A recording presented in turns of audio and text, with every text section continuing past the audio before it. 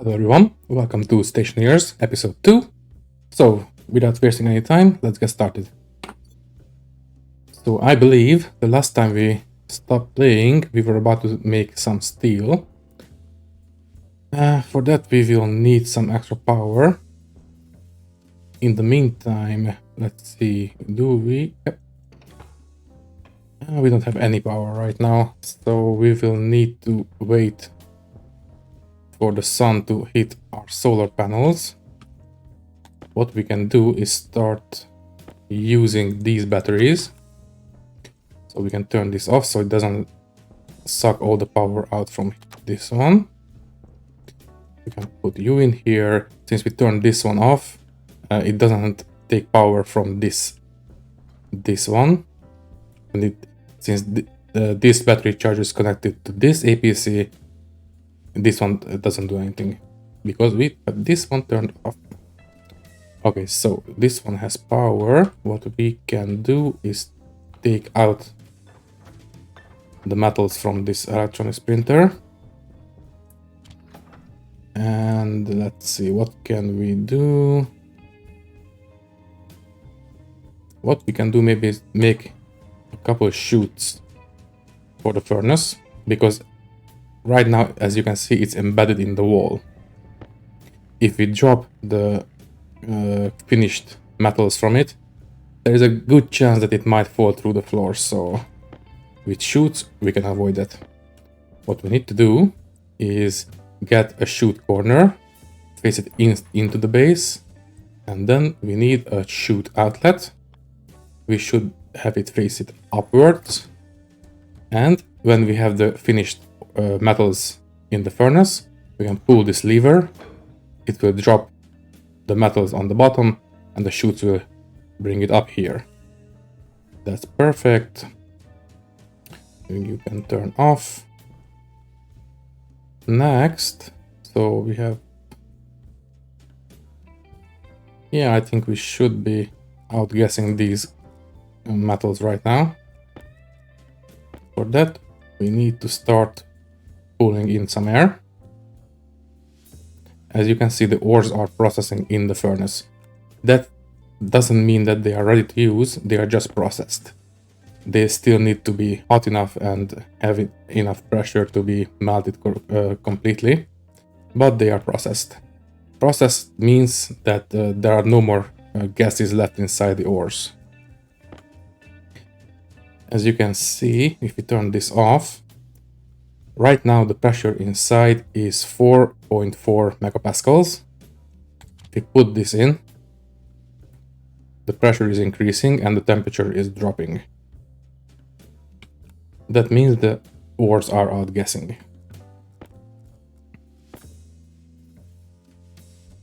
So that means when we start using the noonday hot air from outside, after these ores are outgassed, they will not be cooling down the actual air we want to use. There we go. Now we empty out the furnace. There we go. Pressure is dropping. Perfect. Okay, next what we can do is maybe make... Oh, we don't have any more power. That's fine. We are just about started charging. Okay, as soon as this one turns on, we can start making maybe one more locker. And with that, we can finally store all these panels.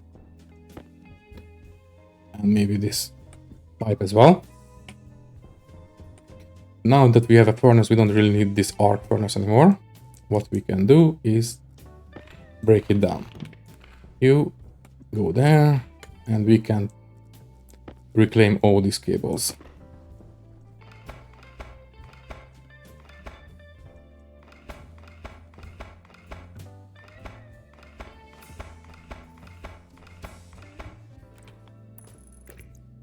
There we go.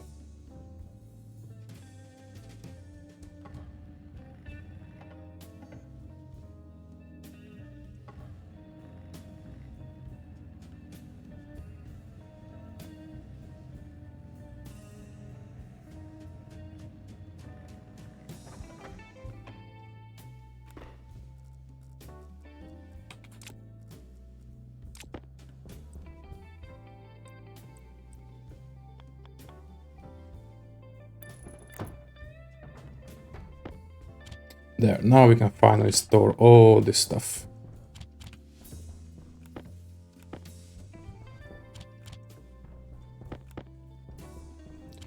Perfect. Now the base is nice and tidy. This one's charged up. Switch out with the big battery. In fact, I think we can switch on the airlock. And still not hot enough outside. What we can do now is maybe take a drink. And as you can see, we are about to finish using the first water bottle, so we should start thinking about setting up some water refilling station. Okay, this one is empty. We can turn off the out vent. Okay, as soon, let's see, let's check the temperature. It's not hot enough yet.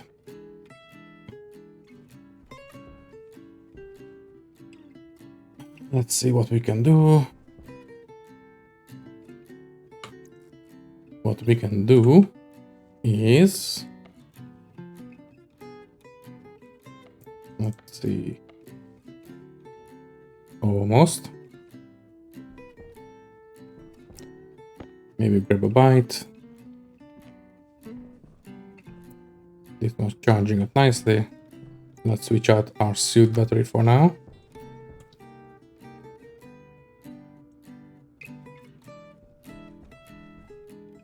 Having some steel is going to open a lot of opportunities for us. Cannot wait. Should be hot enough now. Pretty much. Let's turn off the outgassing. As soon as we hit 1 megapascals, we should have steel. As soon as this turns green, means the ores inside are ready to use. Indeed they are. And we have steel. Perfect. You go in there. And since we have a hot furnace, we can start processing all these ores as well. First, let's deal with the copper. Do not mix ores inside the furnace unless you know that you have the right ratios for the alloys you want. If you don't mix them correctly, you will only get a mixture of stuff that are not alloys, and you will need to use centrifuges to separate them. Okay, we have the copper. You can go in there. Let's close you. And let's finish everything by melting the gold. There you go. And we have 101 grams of gold. There you go. You go in there. You can stop taking stuff in. Maybe we can do the silicon for that. Maybe. I don't think it's going to be. If we are quick about it, we might be able to do it.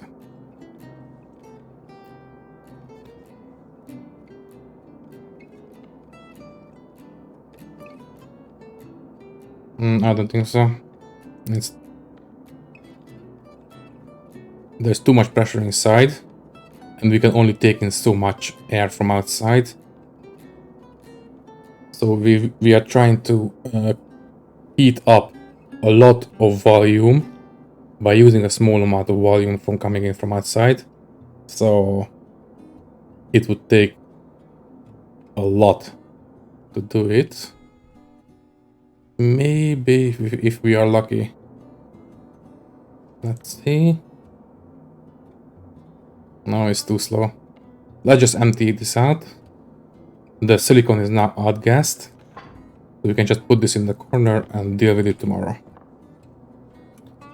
So this one is off. This one is on. We are emptying it out. Let's just empty it out. Next up, what we should be doing is make a battery. We have everything we need. Perfect. There we go. We only need one. This will go right here. You go in there, you go in there. Let's make sure we have the wires correctly.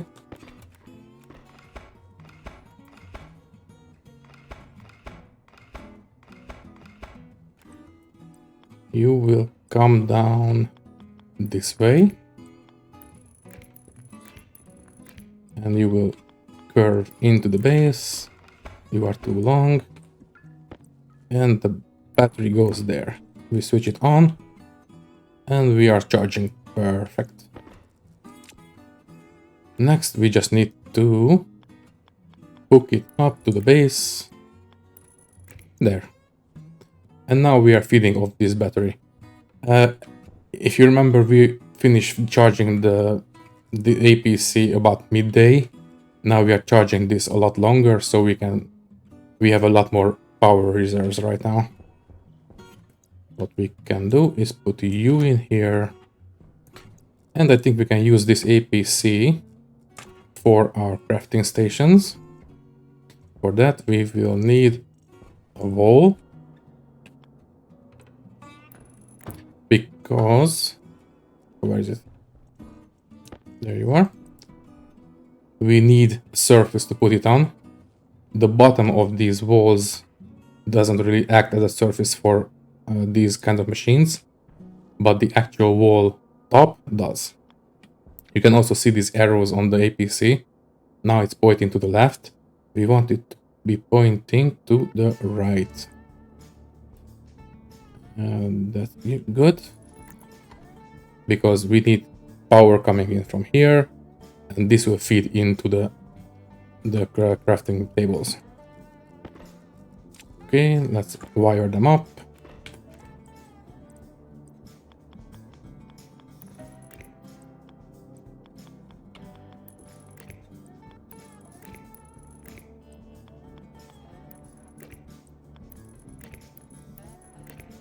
We can't put this here because there's no input yet. Let me show you what I mean by that.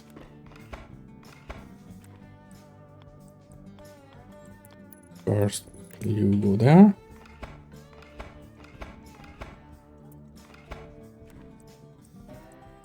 Quickly, let me put everything together so they function, and then I will show you what I mean.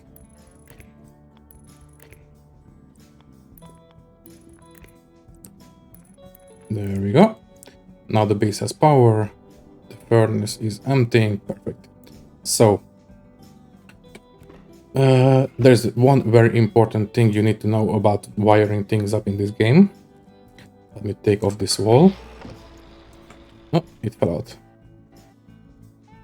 I will pick it up in the evening. If I remember. Let's hope I remember. Also, let's open up this APC. Let's keep it turned off for now.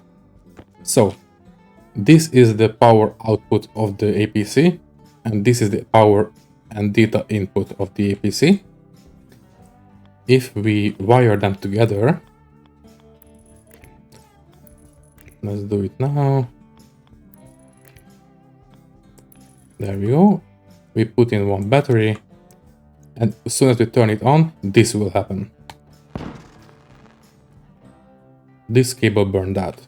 Why did it happen? That happened because, let's take off everything, because the APC doesn't really have a limit on how much power it can deliver and how much power it can receive.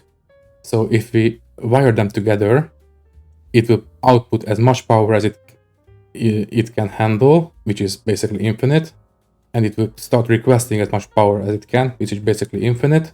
And these cables can only handle 5,000 watts of power, sorry.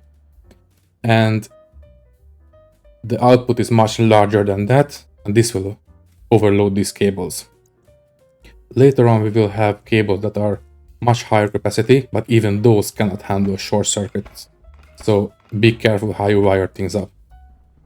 Right now, our station battery, the input, is only wired up to our solar panels. In fact, I think, yep, I cut power to one of the solar panels. There we go. That should That's good. That's good. Okay. So the input is wired up only to our power suppliers, and our output is only wired up to our power demanders. The same for the airlock.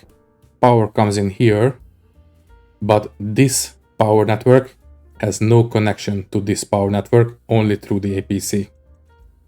If we wire them together, it would short things out as well. So we need to be very careful how we wire things up.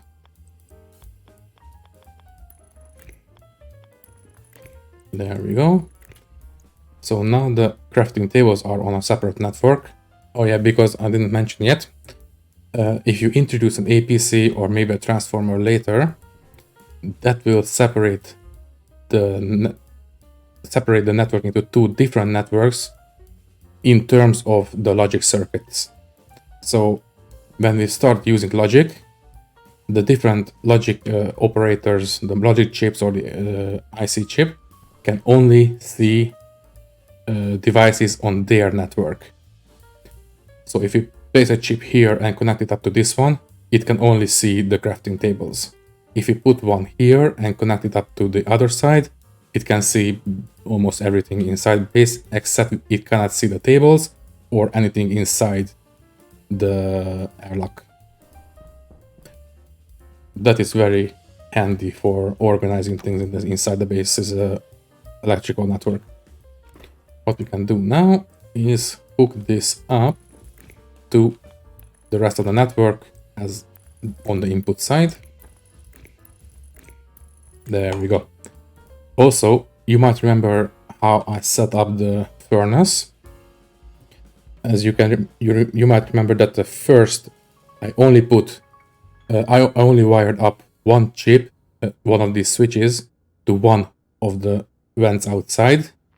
Then I was fiddling with these screws with the screwdriver. That is how I set them to the appropriate device.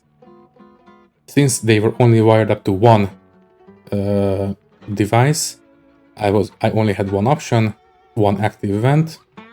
After I set them up, then I wired them together later. After that, they already have the devices set, so then it was all done. Anyway, what we should be doing now is put away our stuff and go for a mining expedition, because we need, let's see, lots of iron, some gold, some silver, and we need lead as well, because we want to make electrum and solder, and it wouldn't hurt to have some extra iron as well.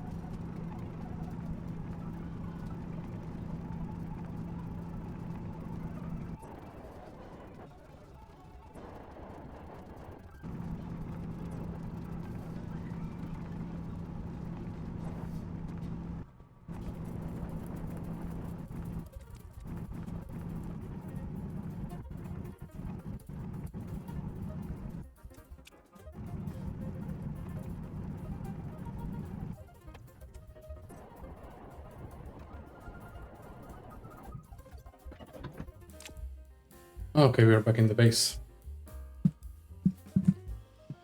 So, let's see. We don't really have any power in the base right now. So we cannot really operate the furnace, so we cannot make solder. What we can do is maybe take off this APC. Wait. You go in the belt, you come in my hand. There we go. Let's take off one piece of cabling. Put you this way. Let's open it. Put this in here. And put a small amount of air inside. Oh, come on. On. So this one is off, this one is on. That's enough. We can put in the lead. And we can put in an iron. There we go. For solder we need 1 part iron, 1 part what is it? Lead. Oh, we need the battery. You on. And you stop. You on. I think we need 1 megapascals. Let's see. There we go. Green. And we have solder. Perfect. You go in there. Okay, you stop. You on. You can go back in here. And we can turn you on. That's fine. You might have noticed that we have some of the gold with some health bar. That's because I accidentally I accidentally dropped 1 piece of gold in the lava. And that is not exactly good for it. So it started losing some health. But as far as I know, it shouldn't be a problem because the resulting metal will be perfectly useful gold. Okay, so we are out of power. Now that this one is no longer useful, we can put it back where it was. Okay, we need the wall again. Did I take off the wall? Oh yes, I did. So you go back in that position. Yes. Let's open you again and put back the battery. Turn on. There we go. Don't close it yet because we might need to switch off the batteries. And you can be wired back up to the base.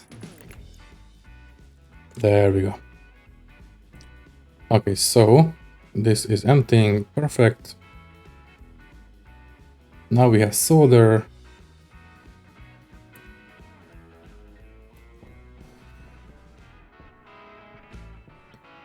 Everything is fine. Let's make sure we have all the solar panels charging the base. For that, we need the network analyzer. There we go. We point it at the cable, and we have 3 solar panels exactly and 1 station battery on this network. Perfect.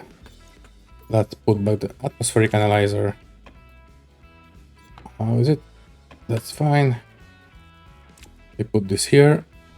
As while we are charging the station battery, what we can do is take the portable air conditioner, put it down maybe in the back of the base, take 1 small battery, put it in.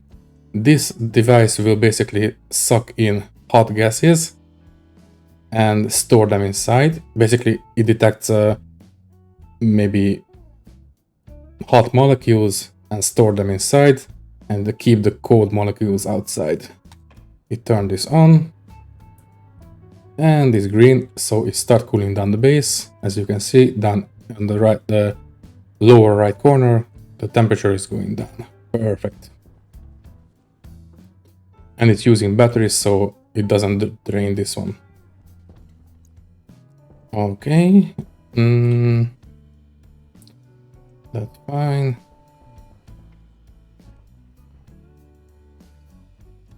So you are about to be emptied.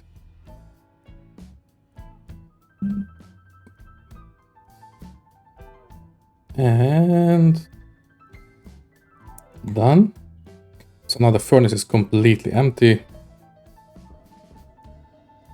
That's good. Let's consolidate our materials.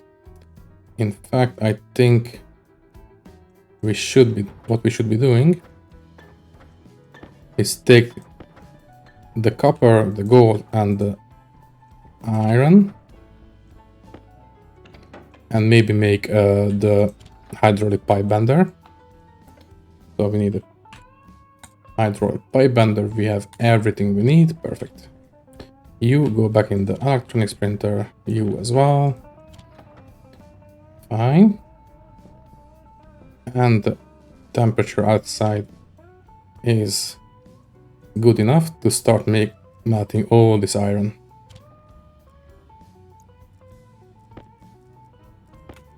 For electrum, we only need 600 Kelvin, so that's perfect. Oh, by the way, if you press the F1, it opens a Stationpedia. You can find information about all sorts of things. For now, we need information about a kind of ingot, and that kind of ingot is electrum, and you can find all the information you need. You can find the temperature, the pressure range, what kind of materials you need. So that is a very useful tool. It's not perfect. There are some information missing, but for most things, you can rely on it. In fact, the maximum temperature should be, that's perfect. We only need to be above 600 Kelvin for the electrum. We can turn this on to circulate the air.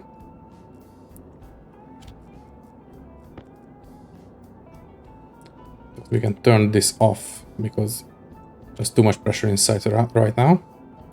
Because for electrum, we only need 2.4 megapascals maximum. And right now we have over 10, so that's not too much. Okay, the iron is processed, but it's still not green, so the temperature is not favorable. Need to raise it a little bit. I think to 800. Let's see. 10 Kelvin more.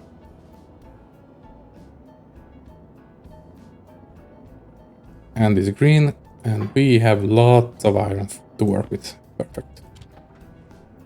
You turn off, you go back. What we can do now is maybe melt these gold nuggets.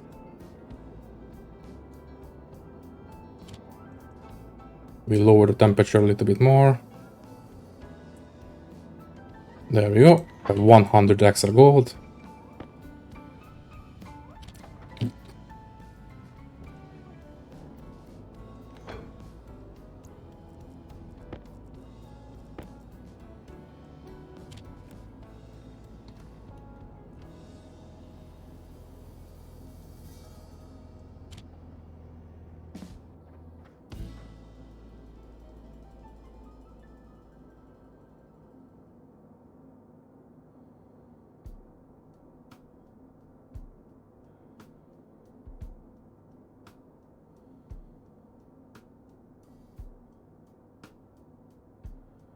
We are about to reach the proper pressure, which is 2.4 megapascals.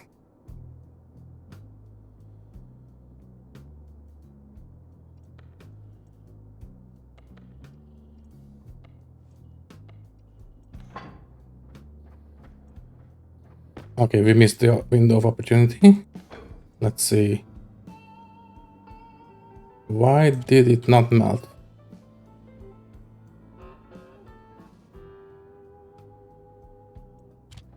What's wrong? Temperature is fine. The pressure, 800 kilopascals. Oh, it's a bit too much. There we go. Now it's green. It's ready to go. And done. We have everything we need. So we have the hydraulic pipe bender. You go there. Might as well assemble it.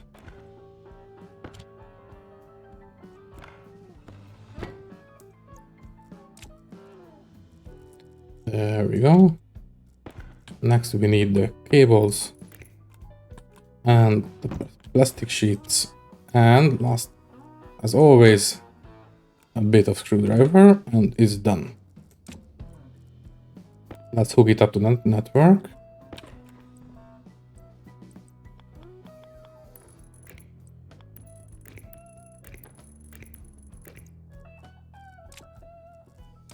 And there we go. Let's switch out the suit battery. That's good. Let's switch out the battery inside the air conditioner. We are already below 100 degrees in the base. That's perfect. Maybe one more battery should make the base a little bit more comfortable. What we should do next is deal with the... It's too late. We can do it tomorrow. In the meantime, let's set up a bit of base automation. For that, we will need the computer. Let's put it there.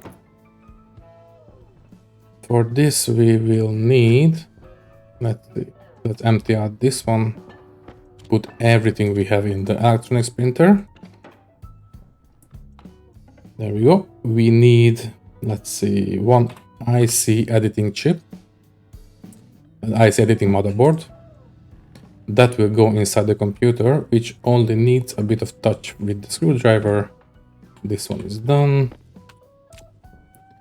Here's the motherboard. We open the computer, put the motherboard inside, and close it. Next, we need a couple of IC housings. In fact, I think I will make two.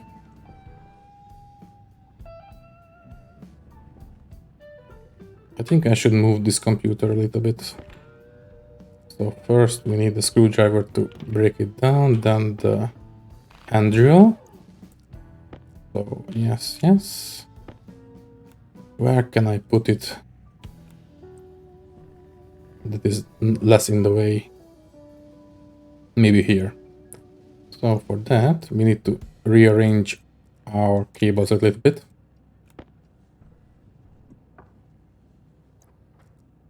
Let's see, cable cutters and the cables.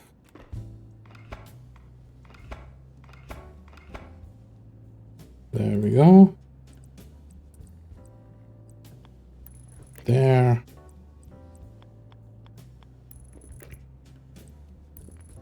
In fact, let's make this a three-way. There and there. This is a three-way junction, so we can make it a curve. There.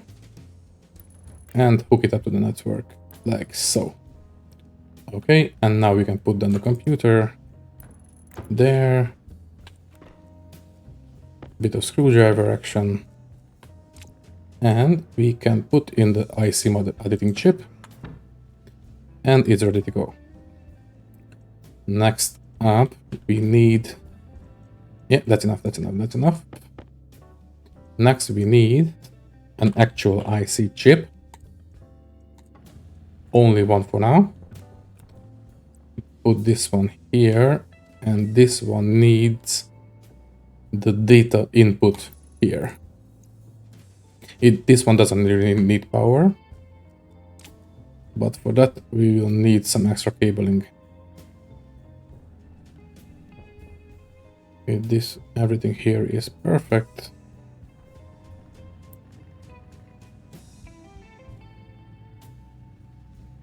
Let's finish making this chip.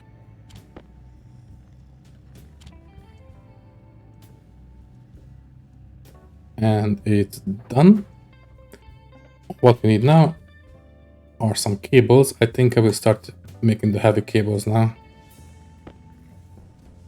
You go in there. I will take up this piece of cabling because we are going to start using heavy cables. There we go. You can use these heavy cables to connect up to the regular cables, but they cannot merge in the same block. So 2 more. Take 1 more to connect up to the chip. There we go. And we are ready to start coding. What we should do now is set up the second housing, which I decided to use to monitor the battery's charge level. And for that, we will need a display, which is the console. I think I will make 2 to make a bigger display. 1 and 2. The small display is only one of these consoles, but the bigger one takes 2. There we go. Now this time we will need to hook everything together, including power and come on. There we go. And we need more cables. Again, I think I will start using the heavy cables. They take a little bit longer to make, but they are going to serve as the main of the base. And by main, I mean the main power line, which we will use to branch off different sections of the power network.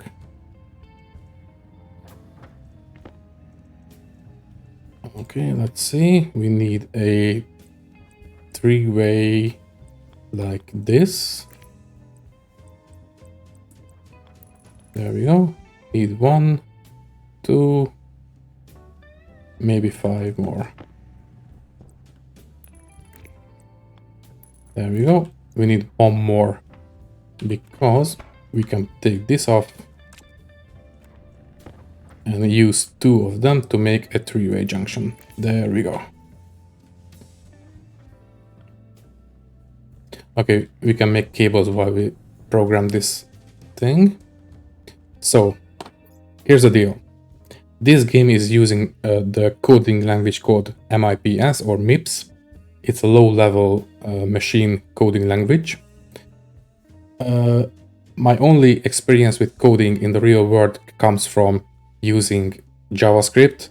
I only finished maybe half of a course on Udemy, so don't look for me for explanations and to teach you how to use this code. If you really want to get into it, just look for the YouTube channel called Cows Are Evil, and he will teach you everything you need to know about using this coding language in the game. I learned it from him as well. I arrived to a very similar coding style. So if you are going to learn from him, you will see similar codes that I write. So for our first code, we are going to make a display that will show the amount of power change occurring inside the battery. Without this, we would only be able to show the current power level of the battery, but we can only see that on the front of it. If we use this code, then we will see actually second by second how much we are making or how much we are losing. Okay, we can keep making it. No, let's stop for now. And there we go. So you turn off. Let's make sure we have enough power to actually finish making this code. So, first step is we need to define our devices. For that, we need the alias command. The first device we need is the display. Display, which is going to be device 0. Then we need the battery, which is going to be device 1. And then we can start the code. This start is a label. This is very useful to define kind of a jump point in the code.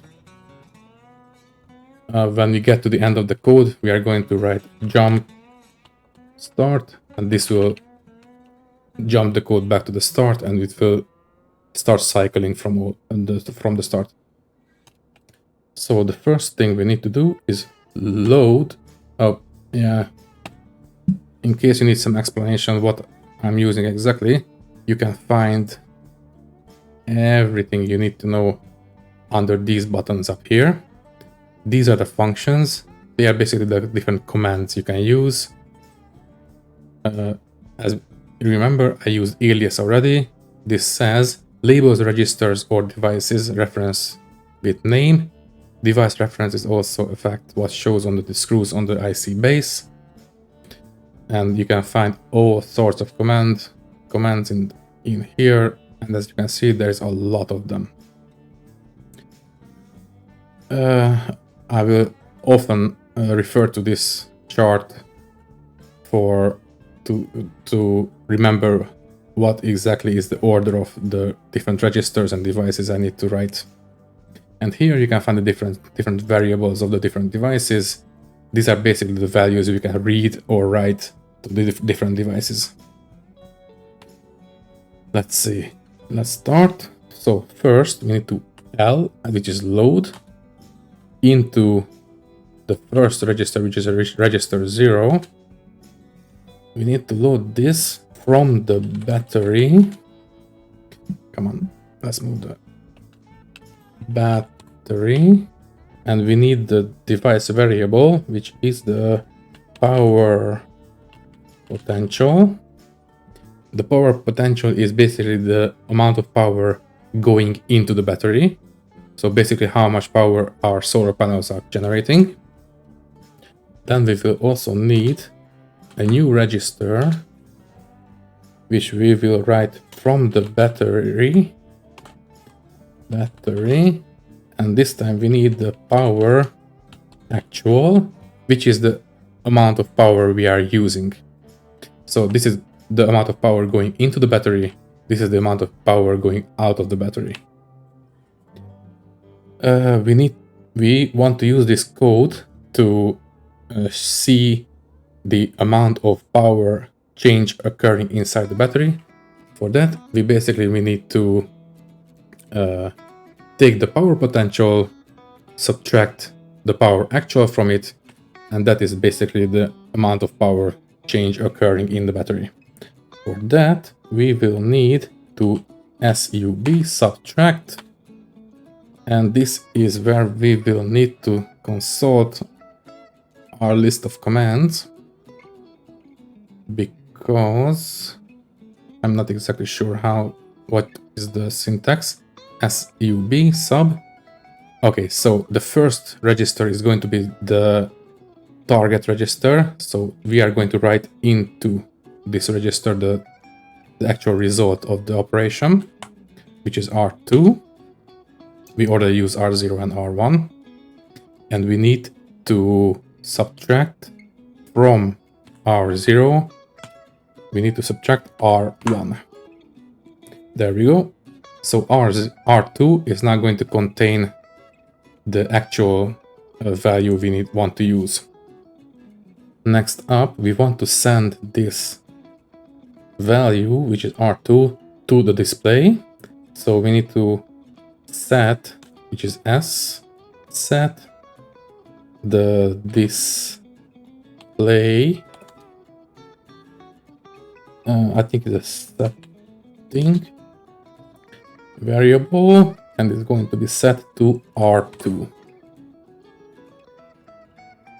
So that is about it. This is going to be only the first step in this code. Let's make sure that this works. So export. Now this code is written. No, wait. The other one maybe. Yep. As you can see, this one reads more than 0 bytes, so there's a code on this chip. Next up, insert this chip into the actual housing that will use it. Turn it on for a second.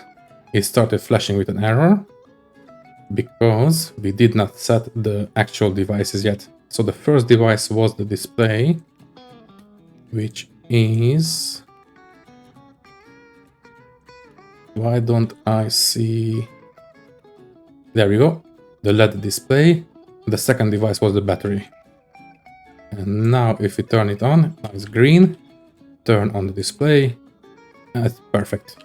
Now it's nice that we don't have power coming in from the solar panels, but we still use power all around the base. And it's showing a minus number because we are discharging the station battery. What we can do now is set the other target as the other housing. Let's make this code a little bit more elegant. We don't really need to do the use this code too often. Maybe once per second is enough. So we can introduce a sleep command with a value of 1. This will halt the execution of the code to only occur only once a second. Confirm. Let's export it. And now this number only updates once per second, but you don't really see it because the power consumption is pretty stable. Next,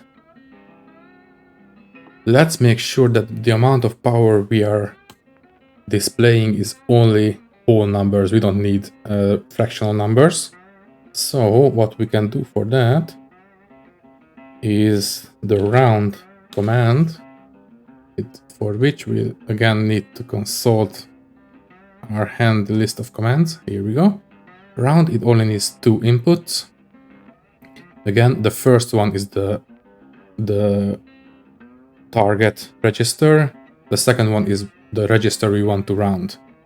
So we can just write R2 and R2. Basically, it will take our resulting register, round it up to the closest whole number, and just write it back to the R2 again. There we go. Export again.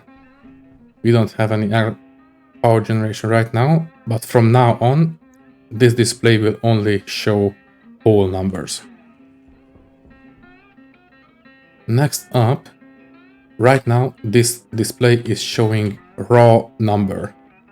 But what we can do to make it a little bit more understandable is set the displays mode to 2, I think.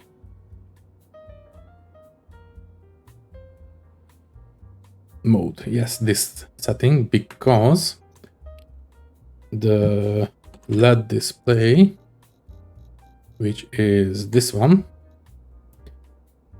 has a mode setting. The 0 is default, it just shows the number we sent to it. Mode 1 is a percentage, so it will just basically put a percentage sign after the number. The second one is the number 2 is power. It basically will show numbers we send to it that are below 1000 as watts, anything above 1000 watts and below 1 million watts as kilowatts, and anything above 1 million watts is going to show up as megawatts. So if we set the display mode to 2, it will be in power display mode. Confirm, export, and it is now showing minus 355 watts. Perfect. And the last step I like to do is to show the number on the display in red if we are discharging and in blue if we are charging the battery. For that, we need to add a new command, which is branch relative greater than 0. This will make sure that if R2 is greater than 0, we will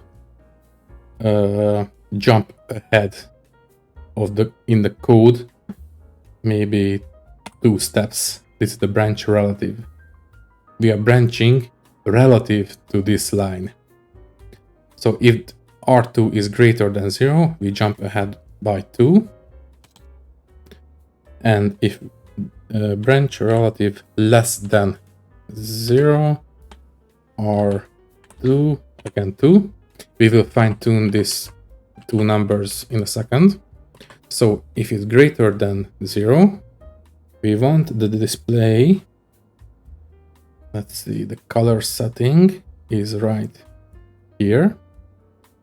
We want to set the display's color variable to be 0, because if we are above the R2 is above 0, then we are generating power.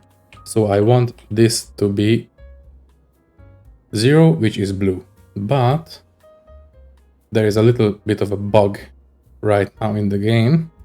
So if we set this to 0, it doesn't do anything. We need this to be set to lower than 0. So we just set it to -1. That is perfect. So this branch only occurs when this is true.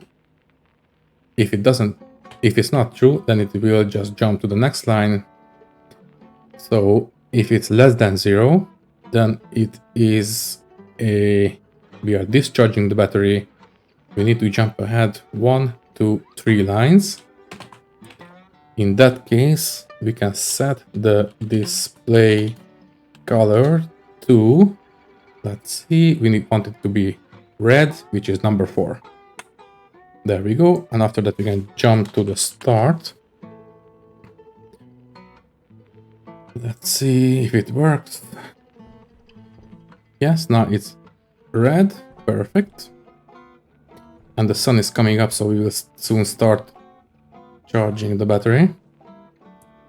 Next up, what we can do is maybe revise this part, because we don't really need to check this.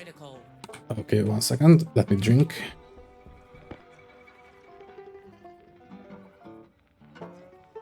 There we go. Okay, we don't really need to do this check twice, because if it's greater than 0, then we know it's not less than 0. And if it's not greater than 0, then we know it is less than 0. So we only need to check this once. So if it's greater than 0, we need it to be, you know what? Let's make this less than. And make this 3. So if it's less than 0, jump ahead 1, 2, 3 steps. Set the color to red and then jump to the start. If this is not true, then just carry on. Set the display to blue, then jump to the start again. And this should be it. Indeed. Now we are charging the battery, it's blue. Perfect. Next we should be doing is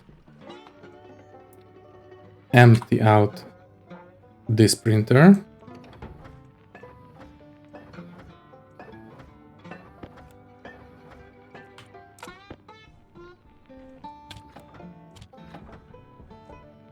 And maybe make one tool making machine, tool manufactory. We have everything we need. We just finished eating one of our cereal bars. This is going to take a while. The battery is charging perfect. And we should be able to melt this silicon pretty soon. You turn on, let's empty out the furnace. Let's turn this off because we don't use it right now. We need a tool manufacturer because we should be using a labeler, so we can label all these devices individually, which is going to be very important to make sure that we don't actually accidentally set these settings to anything we don't want to set them to. Halfway done.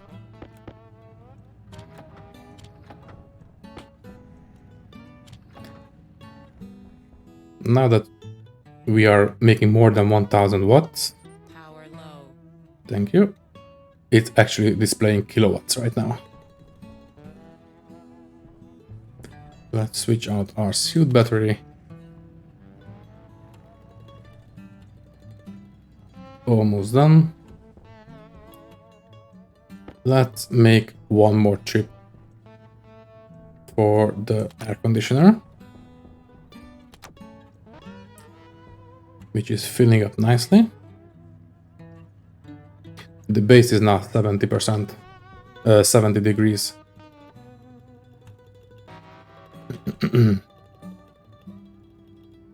We are charging that battery, that is why. Nice, done. Now we are charging again. Okay, we only need one to manufacture. There we go. No, we need the cables. There, we need cables, for which we need copper.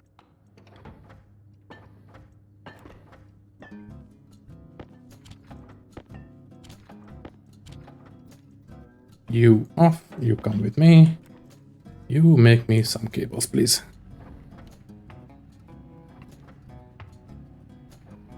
And we are making lots of power.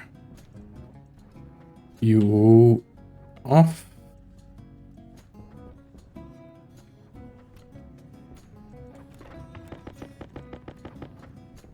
Okay, we can hook this up to the network.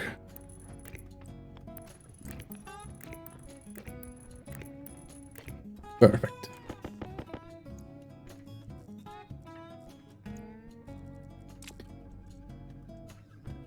Okay. Next up, let's assemble the tool manufacturer, for which we need the iron inside this one. And grab it, put it in here, and make a couple iron sheets. I think we only need one. We need the arc welder. There we go. We need some cables. We need the plastic sheets. And last, we need the screwdriver. There we go. We have the tool manufacturer. And for that, we need copper and iron.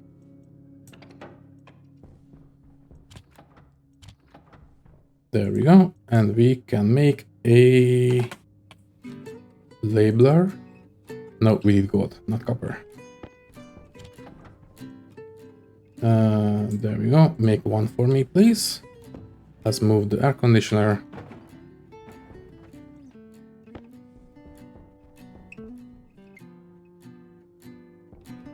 Let's switch this out. And we have a labeler, for which we should be using one of these batteries. Find us a way. And the base is cold enough. We don't need the air conditioner anymore. Okay, for the labeler, let's start labeling our stuff. For this, we will call you the battery charge display. You will be the battery charge display housing. The station battery is fine as it is. You will be the programming housing. Oh, come on. Programming housing. So we don't accidentally choose the wrong one when we are programming. We don't want to write any raw code on this chip. You can turn off. What we can do is maybe set up the airlock properly now. For that we need 2 active vents, for which we need, you can turn off. There we go. For these we need gold, copper and iron.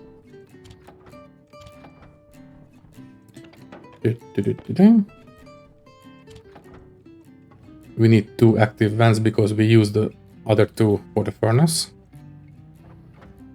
1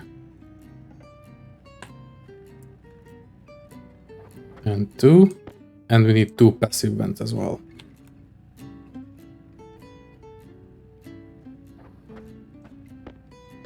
And 1 more. There we go. The passive vents will go here and on the outside. The active vents go here. Okay, we can start labeling stuff. So